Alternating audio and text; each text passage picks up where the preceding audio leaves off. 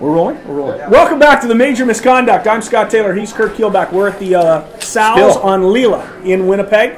I want to pick up where we left off. We were talking hockey.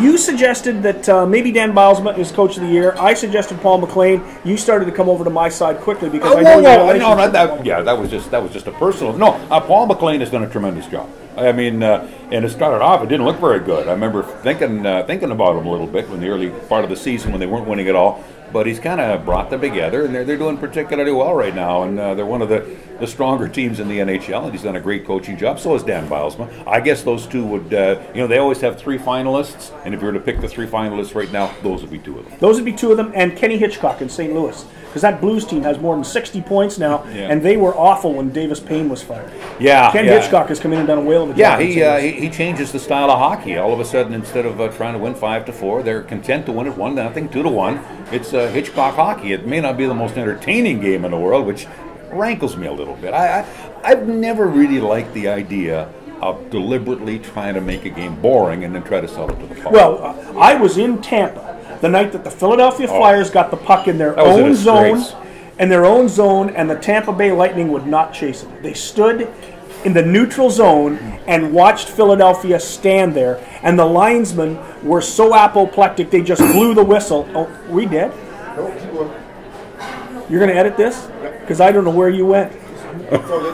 They blew the whistle because they didn't know what to do. And that's happened throughout the National Hockey League this year. The question I was going to ask you was about the Defensive Player of the Year, because that might be the most important player now in the National Hockey League. We went through 2004-05 with the lockout. Gary Bettman guaranteed that he was going to open up the game.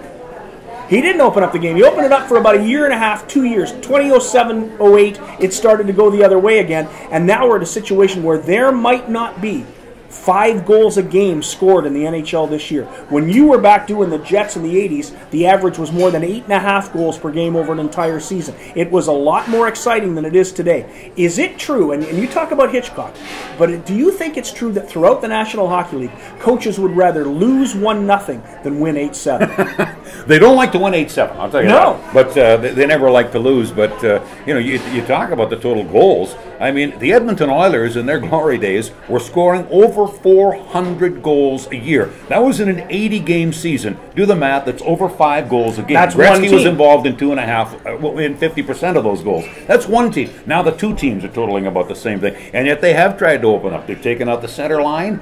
But all the coaches have learned to do is trap with no center line. Yeah, it's still a trap. They trap everywhere. They always find they always come up with something to make the game more defensive than it should be. It's like anything. You'd think like the NFL this year has been more of an offensive league than it was in the past. Absolutely. It became more of a pass league. And we talked earlier about the fact that it was a defensive battle yesterday in the second game of the playoffs. And that was a little bit different. It was fun to watch. I wouldn't want to watch that every night. It's more fun when you can watch Aaron Rodgers and Brady and that kind of play that we've seen before, and it should be the same in hockey. Offensive hockey is better than defensive hockey, unless of course you're going to the extreme of 14-12 All-Star games. You never want to see that, but no, I mean 6-5 is a great hockey game. Great hockey game. At least we saw one yesterday with Philadelphia and Boston. Boston and Philadelphia are trying to. Yeah, but nobody saw it because everybody was watching the NFL playoffs. Well, there you go. Now, one last question: Defensive Player of the Year, the Selke Trophy winner.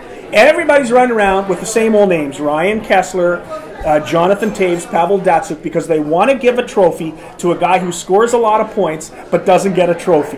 It's kind of the secondary MVP now. I suggest to you clearly that the Defensive Player of the Year is David Backes of the St. Louis Blues. He's their leading scorer.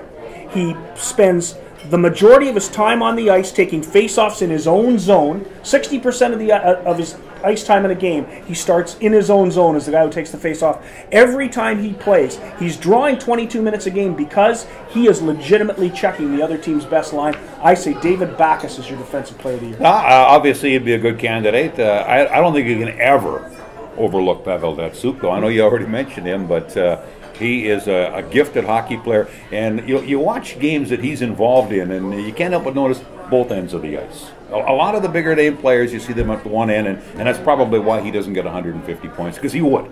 He would get 150 points on that Detroit club if he wasn't more responsible defensively. So, Backes, Datsyuk, yeah, good candidates. There you go. We're going to come back and we're going to wrap it all up with some of the crazy stuff that happened this week. You're watching The Major Misconduct. I'm Scott Taylor. He's Curt Keelback. We are live at the Sal's on Leela in Winnipeg, Manitoba.